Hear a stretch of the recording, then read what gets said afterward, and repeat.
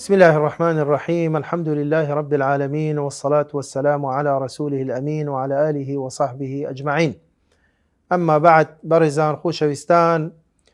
گەشتێک لەگەڵ فەرموودە بەردەوامە. ئێمە بە پشتیوانی خوای گەورە ئەم بەرنامەیە کوتە بەرنامە دەبی لەسەر منهەجی سەحابە لە فەرموودە و مامەڵەی هاوڵانی پێغەمبەر درود خوای لەسەر بی لەگەڵ خودی پێغەمبەر و لەگەڵ فەرموودەکانی ئەو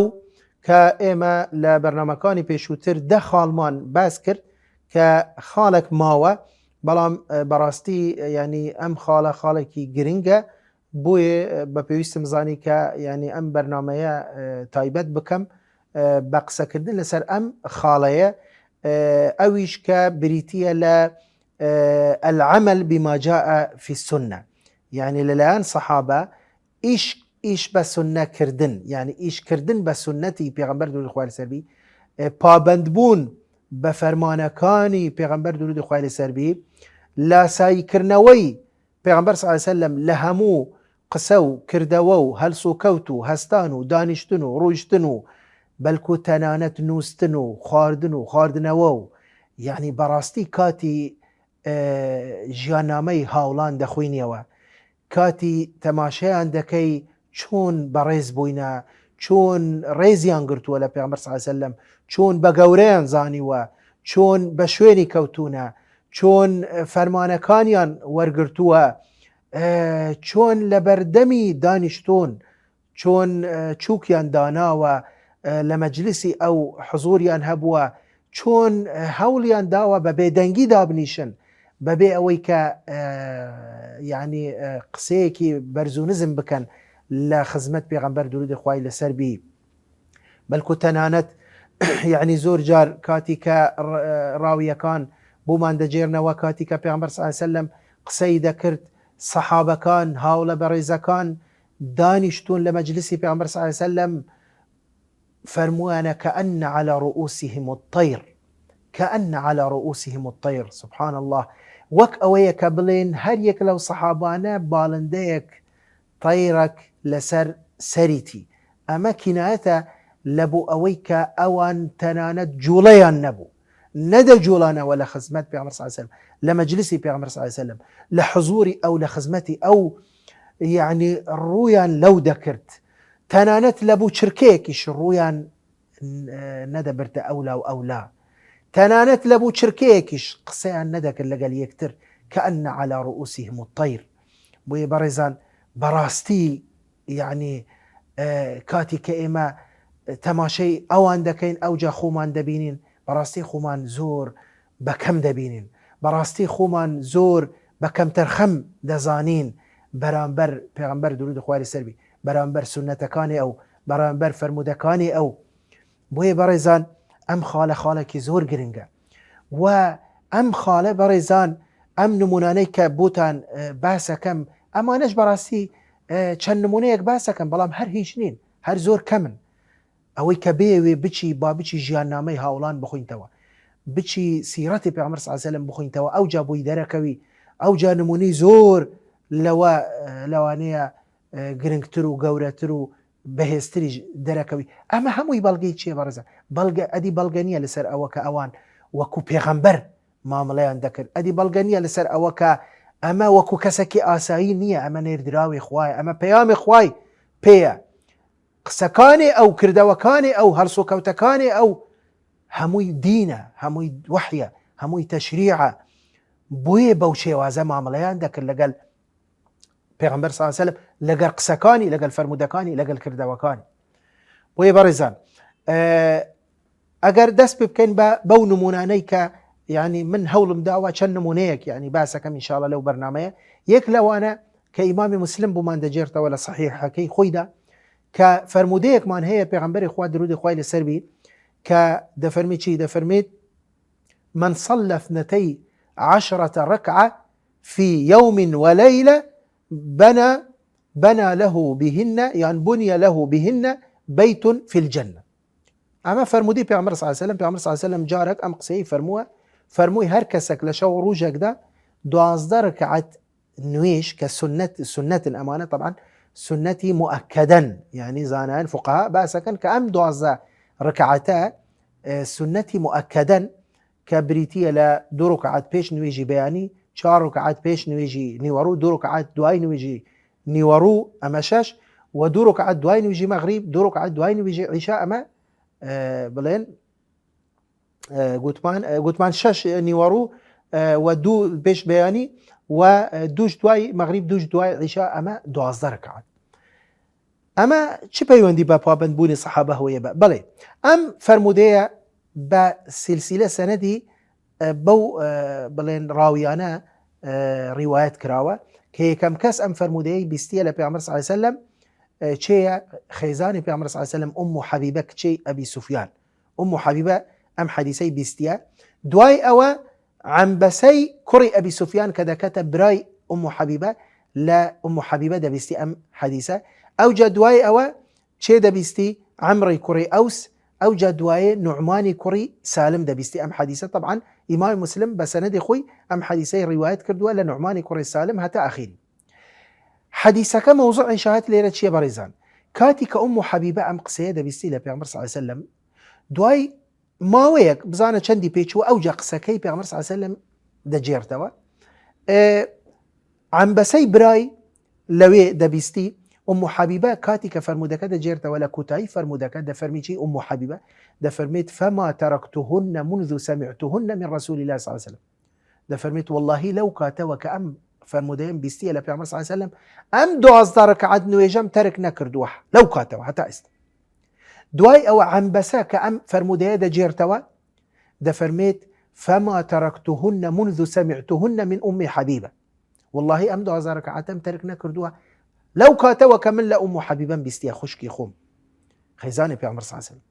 ئەو جا دوای عەمڕی کوڕی ئەوس کە ئەم فەرمودەیە دەجێرتەوە دەفەرمێت فما تركتهن منذ سمعتهن من عنبسة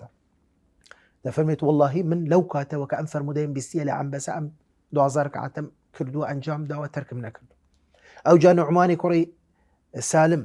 کە ئەم فەرمودەیە دەجێرتەوە دەفەرمێت فما تركتهن منذ سمعتهن من عمرو بن أوس والله لو كاتوا قال عمرو كوري أوس بيسو أوف 12 ركعتم ترك نكردوا إيه برزان إيه خو أم 12 ركعتا چيا خو سنته راس سنتي مؤكدة بس خو فرض نية تصورك أوان هاريك لو راويانك حديثك دجرت ودفرت والله لو كاتك بيستمع أم ركعة 12 ركعتم ترك نكردوا لا عند قلت وجه خو أو السنة وكو بداخ وزول جار إيمك تمليدك لفرزەکان لەوانەیە وەکو خۆی ئەنجام نەدەی سنەتەکان ها دەرەجە خۆ سنەتە خۆ فەرز نییە بۆیە بەڕێزان ئەمە بەڵگەیەکی زۆر بەهێزە لەسەر ئەوەی کە ئەوان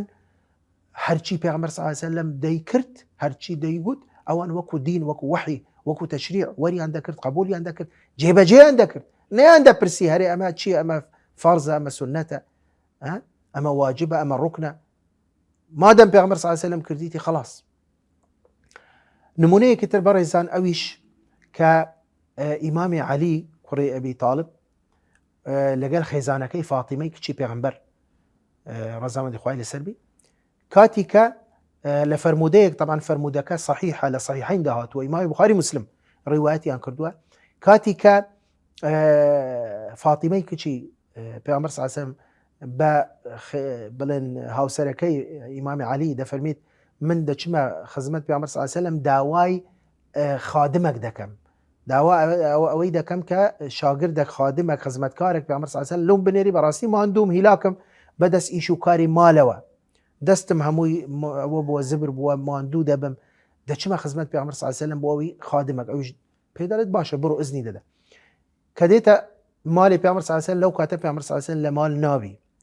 دوای دەگەڕێیتەوە خاتو عایشە طبعا دوای بووی دەجێرتەوە کە پێغەمبەر صلی الله علیه وسلم دەگەڕێیتەوە پێغەمبەر صلی الله علیه وسلم خۆی دێتە مالی کچەکەی كديت لدرجاي ده دبيني هردوكيان لسر جين پیامبر صلی الله علیه و سلم دچیته لنیوان هردوکیان لنیوان کچکەی فاطمه و زاوایەکەی ئیمامی علی لنیوان هردوکیان دادەنیژی ئەوجا پێ دەڵێت تو بۆچی هاتبووی ئەوجا فاتیمەی کچی پێ دەڵێت من لو ئەو مەوزوعە هاتبوو دقت بدە لێرە پیامبر صلی الله علیه و سلم دەفەرمێت چی دەفەرمێت باشە ئەگەر من شتێکت فێر بکەم یان هەردووکتان شتێکتان فێر بکەم باشتر بی لەوەی کە خادمێکتان بۆ بنێرم ئێوە پێتان خۆش نییە گوتیان بەڕەوڵە یا رەسوڵە پێمان خۆشە باشە چی باشترە ئەوجا فەرمووی چی ئەم زکرە بکەن پێش ئەوەی کە بنون هەر یەکێکتان پێش ئەوەی کە بنون 34 جار بڵێ الله ئەکبەر 33 جار بڵێ سبحان الله 33 جار بڵێ الحمد لله فهو خير لكما من خادم پێش ئەوەی بنوی ئەم زکرە بکە 34 جار الله ئەکبەر 33 جار سبحان الله 33 جار الحمد لله ئەوجا بنوە ئەمە زۆر بۆ ئێوە چاکترە لە چی لە خادم لە شاگرد زانە بەڕێزان دقت بدە هیچ گفتوگویەک ڕووی نەداوە لە دوای ئەوە یعنی ڕەسەن چی ئیمامی عەلیە چی فاتیمەی کچی گوتیان بەلا یا رەسوڵ الله باشە ئەی پێغەمبەری خوا فەرمانی جەنابتە بەبێ ئەوەی گفتوگویەک بکەن مەسەلەن لەوانەیە ئەگەر ئێمە بین بڵین باشە من داوای شاگرد دەکەم من هەتا سبەینی ذکر بکەم چۆن دەحەسێمەوە چۆن ماندووبوونەکەم دەچی چۆن زەحمەتەکەم هەست پێ ناکەم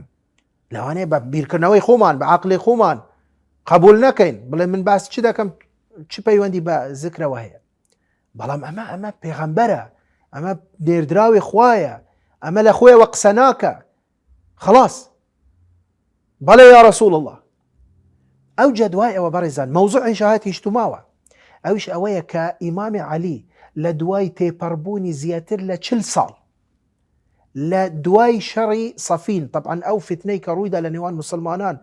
بڵێن لە سەردەمی ئیمامی عەلی و ئیمامی معاویە و ئەو فتنەیە ئەو شەڕی کە ڕوویدا کە شەڕی یەک لەو شەڕانە پێ دەگوترێت شەڕی سەفین کە لە دوای ئەو کاتە یەکێک ئیمام عەلی ئەم فەرمودەیە دەجێرتەوە ئەم فەرمودەی ئێستا باسم کرد ئیمام عەلی دەجێرتەوە لە دوای زیاتر لە 40 ساڵ یەکێک لەوێ دەڵێ باشە طبعا ئیمام عەلی دەفەرمی چی دەفەرمێت لەو کاتەوە من ئەم زکرەم تەرک نەکردووە ئیمام عەلی دەفەرمی چی دەفەرمێت ما تركته منذ سمعته من النبي صلى الله عليه وسلم يعني کاتی کە ئەم قسەیە دەجێرتەوە ئیمام عەلی بەڵگەم چییە لەسەر ئەوە کە ئەم قسەیە لە دوای زیاتر لە 40 ساڵ تێپەڕ بووە ئەم فەرمودەیە کە دەجێرتەوە لەبەر ئەوە کەسێک لەو مەجلیسە دەبی پرسیاری لێ دەکە دەڵێ یا عەلی ولا لەیلەتە سەفین دەفەرمێت ئەی ئیمامی عەلی یعنی باشە لەو ئەو شەوەی کە ئەتوو بوو بەیانیەکە شەڕی سەفینت هەبوو ئەو شەوەش ئەم زکرەت لەبیر نەچوو ئەم زکرەت کرد ئەم زکرەی پێغەمبەر صلی الله علیه و سلم فێری کردی ئیمامی عەلی فەرمووی ولا لەیلەتە سەفین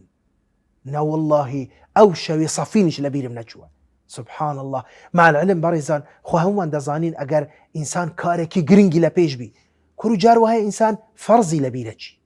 وایە یان نە ئینسان يعني پێغەمبەر صلی الله علیه و سلم لەگەڵ سەحابەکانی نوێژی عەسریان لەبیریان چوو کاتی کە حەفری خەندەقیان دەکرد لە پێش ئەوەی غەزای خەندەق ئیمامی عەلی شەوی شەڕەکەش دەفەرمێت والله لەبیرم نەکردووە ئەو زکرە لەو کاتەوە کە بیستیمە لە پێغەمبەر صلی الله علیه و سلم بزانە کەواتە بەڕێزان ئەوان بە دینیان وەرگرتووە بە دینیان زانیوە بۆیە لە دوای زیاتر لە 40 ساڵ زکرەکە پێش ئەوەی کە بنوی شەوان لەبیری نەکردووە یەک شەوی دەفەرمێت لەو کاتەوە کە ئەم زکرە فێر بوو لەبیرم نەکردووە و بەردەوام کردووە نمونەیەکی تر بەڕێزان عەبدوڵڵاهی کوڕی عومەری کوڕی خەتاب کە یەکێکە لە زوهادی سەحابە یەکێکە لە هاوڵە بەڕێزەکان کە مەشهورە بە خواناسی و خواترسی و دینداری و تەقوا و زوهد دەجێرنەوە طبعا ئەم حەدیثەش حەدیثێکی صحیحە متفق عەلەیهیە بوخاری مسلم ڕیواتیان کردووە کە عەبدوڵڵاهی کوڕی عومەری کوڕی خەتاب کاتی کە کەسێک دەمرد دەچوو حزوری جەنازەکە دەبوو تەنیا ئەوەندە هەتا دەشورا بڵێن مردووەکە و دوای کفن دەکرا دوای نوێژ لەسەر دەکرا و عەبدوڵڵاهی کوڕی عومەری کوڕی خەتاب نەدەچوو هەتا سەر گۆڕستان و هەتا ئەم بڵێن مردووە لە قەبرستان بشاردرێتەوە و کۆتایی هەتا کۆتایی نەدەڕۆژ هەموو کەسە کە دەمرد بەو شێوازە مامەڵەی دەکرد حتا جارێک یەک لە هاوڵەکانی پێغەمبەر صلی الله علیه وسلم کە خەباب بوو هاتە لای پێی گوت ئەی ابن عومەر ئەی عەبدوڵڵای کوڕی عومەر باشە ئەتوو نەتبیستیە ئەدی نەتبیستیە پێغەمبەر صلی الله علیه وسلم فرمودەیەکی هەیە کە ئەبوو هورەیرە دەجێرتەوە لە پێغەمبەر صلی الله علیه وسلم کە فرمودەکە ئەوەیە کە دەفەرمێت هەر کەسێکە لەگەڵ جەنازەیەک دەربچی لە ماڵی خۆی و هەتا دەشورێ و هەتا کفن دەکرێ و هەتا نوێژ لەسەر دەکرێ و دوای ئەوە دەفەرمێت یەک بەقەدەر یەک چێوی ئوحد خێر و ئەجر و پاداشی بۆی دەنووسرێ بەڵام ئەگەر بێت و لەگەلی بەردەوام بێ هەتا گۆڕستان و هەتا تەواوی مەراسیمی دەفنی مردووەکە کوتایی پێدێت خوای گەورە ئەجر و پاداشتی دوو بەقەدەر ئەوەندە یعنی دوو بەقەدەر چێوی ئوحد بڵێن خێر و ئەجر و پاداشتی بۆی دەنووسرێ عەبدوڵڵای کوڕی عومەر زۆر پێی سەیرێ یعنی ئەم حەدیسەی نەبیستیە زۆر پێی تێکەچی دەڵێ کاوەرە ڕەسەن طبعا لە مزگەوت دەبی عەبدوڵڵای کوڕی عومەری کوڕی خەتاب لە حەوشەی مزگەوت طبعا ئەمە دوای وەفاتی پێغەمبەر صلی الله علیه وسلم ڕاستن خەبابی دەنێری دەڵێت خەباب بڕوو لای خاتو عایشە لە ژیان دەماوە دەڵێت بەڕاکردن بڕوو لای خاتو عایشە ئەم فەرمودەیە بووی بجێرەوە بزانە ئەبوو هورەیرە فعلا ئەم فەرمودەیە دەجێرتەوە لە پێغەمبەر صلی الله علیه وسلم فعلا ئەمە قسەی پێغەمبەر صلی الله علیه وسلم یان نە ئەویش دەڵێ باشە عەبدوڵڵای کوڕی عومەر لە حەوشەی مزگەوت چەند بەردێکی لە دەستی تی و دێت و دەچی ئەوەندە غەمبارە ئەوەندە خەمی دەخۆ قەلقە دێت و دەچی چاوەڕێ خەبەری خەباب دەکات دوای ماوەیەک خەباب دەگەڕێتەوە دێتە لای دەڵێ ها چ بوو دەڵێ وەڵای خاتو عایشە فەرمووی سەدەقە ئەبوو هورەیرە فەرمووی بەڵێ ئەبوو هورەیرە ڕاست دەکە ئەمە قسەی پێغەمبەر صلی الله علیه وسلم ئەمە فەرمودەی پێغەمبەر صلی الله علیه وسلم ئەوجا دەڵێ عەبدوڵڵای کوڕی عومەر ئەو چەند بەردەی لە بەردەستی بووە ئەوەندە تووڕە دەبی بەرزی دەکەتەوە و بە زەویدا دەدا و دەفەرمی چی دەفەرمێت لقد فرطنا في قراريط كثيرة دەفەرمێت والله زۆر خێر و ئەجر و پاداشتێکی زۆر گەورە لە دەست خۆمان داوە ئەوەندە بە تووڕەیی دەفەرمێت لقد فرطنا کەم تەرخەمیمان کردووە ئەو هەموو خەڵکە مردووە ئەو هەموو جەنازەیە من نەدەچووم هەتا دەفنەکەی تەنیا نوێژەکەم لەسەر دەکرد مالعلم بەڕێزان خۆ نەیزانیوە ئەگە دیقەت بدەی زۆر غەمبار بوو فەرمووی زۆر کەم تەرخەم بووینە ئێمە چۆن من ئەو فەرمودەیەم نەبیستیوە خۆ لە دوای ئەوەی کە فەرمودەکەی بیست لە دوای ئەوە دەڕۆیشت هەتا کوتایی هەتا گۆڕستان و هەتا مردووەکە دەشاردراوە هەتا دەگەڕانەوە پێشتر نەیزانی بوو ئەو جاش هەستی بەوەی کرد کە ئەنەما تاوانبارە وەکو تاوانبار خۆی دیتەوە فەرمووی ئەو هەموو خێر و ئەجر و پاداشتەمان لە دەست خۆماندا خواستڵەن خۆ هەر نەشیچێ خۆ فەرز نییە بەڕێزان خواستڵەن فەرز و کیفایە بەڵێ فەرز و کیفایە خۆ فەرز نییە فەرز و عەینی هەموو کەس بچێت بەڵام چونکە پێغەمبەر صلی الله علیه وسلم ئەم فەرمودەیە هەیە هاندەرە بۆ مسلمانان بۆ ئیمانداران بۆی ئەم ئەجر و خێر و پاداشتە لە دەست خۆیان نەدەن بزانە بەو شێوازە مامەڵەیان دەکرد لەگەڵ فەرمودەکانی پێغەمبەر صلی الله علیه وسلم نمونەیەکی تر بەڕێزان کە ئەویش فەرمودەیەکی صحیحە بخاری مسلم ڕیواتیان کردووە لە صحیحین داهاتووە ئەویش عەبدوڵڵای کوڕی عومەری کوڕی خەتاب دەجێرتەوە دەفەرمی چی دەفەرمێت اتخذ النبي صلى الله عليه وسلم خاتما من ذهب دەفەرمێت پێغەمبەر صلى الله عليه وسلم گوستیلەیەکی زێری ماوەیەک دیتمان گوستیلەیەکی زێری لە کردیتە ناو پەنجەی خۆی یعنی لە دەستی کردووە طبعا پێش ئەوەی کە زێر حرام بکە لە بوو پیاوان پێغەمبەر صلی الله عليه وسلم سەحابەکان عەبدوڵڵای کوڕی عومەر دەجێرتەوە دەبینین ماوەیەکە دەبینین پێغەمبەر صلی الله عليه وسلم گوستیلەیەکی زێری لە دەستە بەبێ ئەوەی پێغەمبەر صلی الله عليه وسلم بە سەحابەکان بڵێ ئەی خەڵچینە ئەی مسلمانان ئێوەش دەبی گوستیلەی زێر لە دەست بکەن بەبێ ئەوەی کە کەس چوبیتە لای یا رسول الله هەرێ ئەم گوستیلەیە سنەتە مباحە خێرە فەرزە چییە بیکەین نەیکەین نانە بەبێ ئەوە دەفەرمی چی عەبدوڵڵای کوڕی عومەر دەفەرمی چی فاتخذ الناس خواتیم من ذهب کاتی کە سەحابەکان دیتیان پێغەمبەر صلی الله عليه وسلم گوستیلەیەکی زێری لە دەستا هەموو سەحابەکان چۆن هەر یەک لەوانەیە گوستیلەیەکی زێریان کڕی و لە دەستیان لەوانەیە وهابی فەقیر بی پارەشی نەبی قەردی کردبی چوب دەبی پێیا بکەم بەبێ ئەوەی کە بچنە لاساییکردنەوەی پێغەمبەر صلی الله عليه وسلم لە هەموو جزئیەتێک و لە هەموو گەورە و گچکە و لە هەموو شتێک او جدواي او فرميت عبد الله يكون عمر فرميت كاتيكا پیغمبر صلى الله عليه وسلم فرموي اني اتخذت خاتما من ذهب دواي فرميت فنبذه فرميت ما ويك بيشو قلت لك اي دانا پیغمبر صلى الله عليه وسلم داينا وفرموشي من جارك الا بريناك ما عبد الله يكون عمر فرميت شي فنبذ الناس خواتيمهم فنبذ الناس خواتيمهم او جدواي او ها مخلق شي انكر قلت لك يان لا دا زانه برزان او دقته او وردبينيه او بابندبونا او ملكتشيه لبو او لا سايكرنوا لبو بيغمر صلى الله عليه وسلم نمونه كتر برزان او يشكا عمري كري خطاب لا كاتيكا لسردمي خوي كاتيكا شون طواف بكن لا دوربري كعبه طبعا سنتك هي لعمره ولا حج كبيدا قلت لي سنتي رمل لبو بياوان نك لبو افرتان او شويه كلا سي شوطي كم كاتشيا طبعا لسردمي بيغمر صلى الله عليه وسلم بحر ولا يعني شي عندك يعني عندك بغاردان بخيراي طوافي عندك لا او جهتيك لبين الركن لبين قيوا بلن بردرشكا ركني يماني وبردرشكا لوي بحر ولا بو چون كان مشركه كان لو كاتك بيغمر صلى الله عليه وسلم كحجي كرت ك لو كاتا مشركه كان لوي تماشي عندك بيغمر صلى الله عليه وسلم حزيلين بو مسلمانان بخاوي وبماندوي ببينن كاتي كاوان ليان ديار بو بيغمر صلى الله عليه وسلم بخيراي دروشتو بحر ولا وصحابه كانش لدواي او بو اوي قوته هز بيشاني مشركه كان بدن دواي كذا كوتنا بش كعبه كمشركه كان يلي ديارنا دبو اوان بهواشي دروشتن واسراحاتي اخوان ددا امام عمر لسردمي خوي كاتي كذا شي عمره دكا يكم جار دفرميت ما لنا وللرمل دفرميت باشا اما بوشي استا او ها بغاردانه بتشين ها چونك اما وقت خوي كواما داك لبر مشركه كان وقد اهلكهم الله خوي يقول لنا يبردن خوي سايج مشرك نما بلام اوجا لكوتاي بي صلى الله عليه وسلم فرموي اني رايت رسول الله صلى الله عليه وسلم يعني شيء صنعه رسول الله صلى الله عليه وسلم فلا نحب ان نتركه فرموي والله ما دام بيغمر صلى الله عليه وسلم كرديتي تركناكم با حكمتكش نما بي با هو كاركش كوتاي بيات بي با علتك نما بي بلا ما دام بيغمر صلى الله عليه وسلم او ايما يفير كرت او وقت خوي او هاي كرت امنيش وادكم يان كاتيكا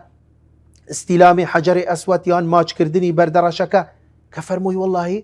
تو بردكي نا سودت هي نظرت هي اگر نم بيني بو بيغمر صلى الله عليه وسلم اتوي ماچ كردوا يان استلامي توي كردوا كلا دوره وبي يان دستي ليداي من ندهاتم بلايتوا بلام بيغمبر صلى الله عليه وسلم كرديتي بويا من لبر بيغمبر صلى الله عليه وسلم كاتبار انسان اما وكو دين وكو شرع ها بوشي وازا بابند بون با فرمانكان بيغمبر صلى الله عليه وسلم بقسكان بكردوكان لا سايكنوي بيغمبر صلى الله عليه وسلم لهمو بهمو شيوازك نمونه كتر بريزان اوش اويك حديثك صحيح ما هيك امام احمد كري حنبل مسند خوي وابو داود وابن خزيمه بصحيح دانا وامام حاكم لمستدرك كاتي باسي اودا كان كبيغمبر صلى الله عليه وسلم جارك لجاران طبعا ابو سعيد الخدري دجرتوا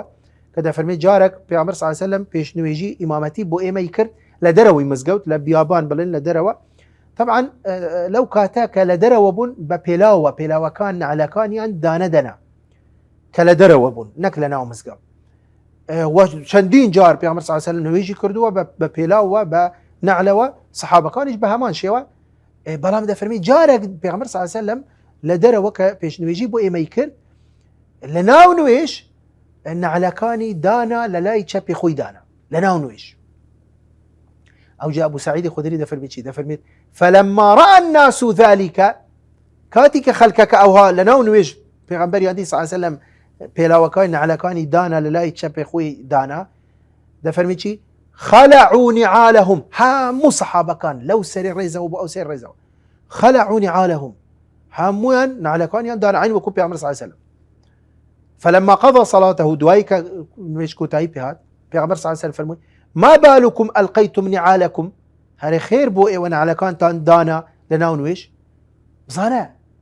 چاوەڕێ ئەوەیان نەکرد بەڕێزان، چاوەڕێ ئەوەیان نەکرد پێغەمبەر صلی الله علیه و سلم نوێژەکەی کۆتایی ئەرێ هەرێ باشە پێشتر هەتا کۆتایی نوێژ نعلەکەت دانەدەنا ئەم جارە دادنا بوچی دادنا بوچی دادنا، یعنی چاوەڕێیان نەکرد لە ناو نوێژ ئەمە پێغەمبەری خوایە نێردراوی خوایە چی بکە ئێمەش دەبی وا بکەین. فەرمووی رأيناك ألقيت نعليك فألقينا نعالنا، والله يا رسول الله ئێمە دیتمان تو نعلەکانت دانا ئێمەش نعلەکانمان دانا. ئەوجا پێغەمبەر صلی الله علیه و سلم فەرمووی والله جبریل عليه السلام هات بە منی ئاگاداری منی کردەوە کە نعلەکانی تو پیسیەک پێوەیە و یەک لە مەرجەکانی نوێژ دەبی تەهارە بی، ئەوجا من بۆیە نعلەکانم دانا. کەواتە مەوزوعی شاهد لێرە ئەوەیە بەڕێزان ئەوان چاوەڕێیان نەکرد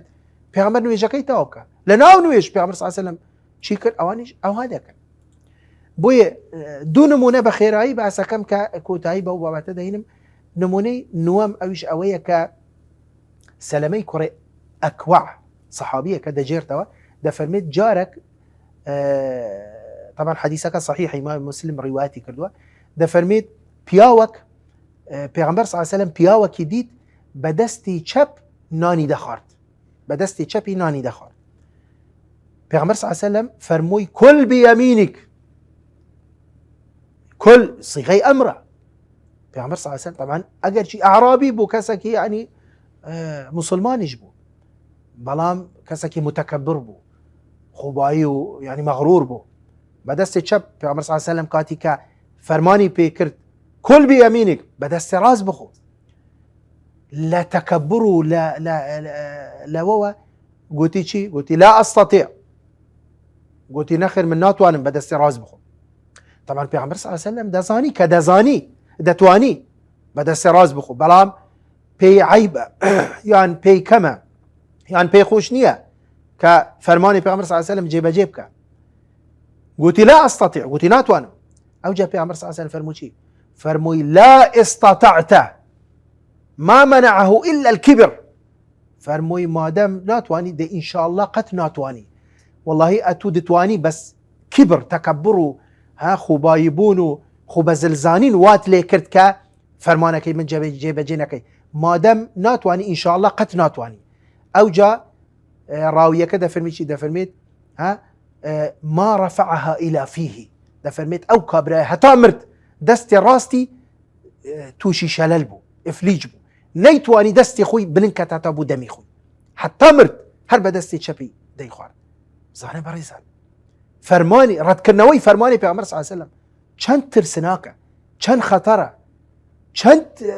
تاوانێکی گەورەیە. هەتا مرد نەیتوانی تووشی شەلەل بوو. کۆتا نمونە ئەویش قسەیەکی زۆر گرنگی ئیمامی ئەبوبەکر سەدیق ڕەزامەندی خوای لەسەر بی کە ئەمەش صحیحە ئیمامی مسلم ڕیوایەتەکە ئیمامی ئەبوبەکر ڕەزامەندی خوای لەسەر بی دەفەرمی چی؟ دەفەرمیت لست تاركا شيئا كان رسول الله صلى الله عليه وسلم يعمل به إلا عملت به وإني لأخشى إن تركت شيئا من أمره أن أزيغ. دەفەرمێت والله